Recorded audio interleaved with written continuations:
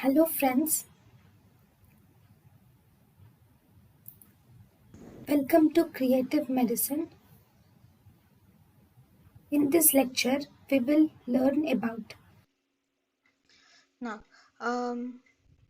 fine. Then, what are the in the systemic lupus erythematosus? What are the renal features of systemic lupus erythematosus? So, what are the renal features? Which is what is lupus nephritis? Lupus nephritis is a glomerulonephritis which is present in the patients with systemic lupus erythematosus. Okay, so one important thing in lupus nephritis is the classification of the lupus nephritis. Lupus nephritis can be classified into six classes. We have class 1. Class 1 is actually minimal mesangial type of lupus nephritis.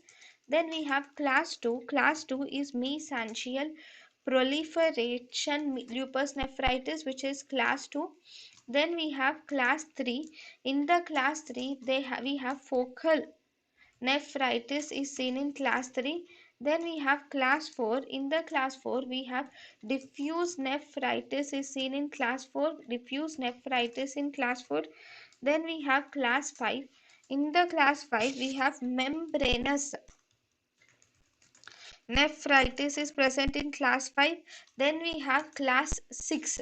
In the class 6, we have sclerotic nephritis is present in class 6. Okay, so among these, wire loop lesions are very common in SLE, and wire loop lesions are more commonly seen in diffuse type of nephritis.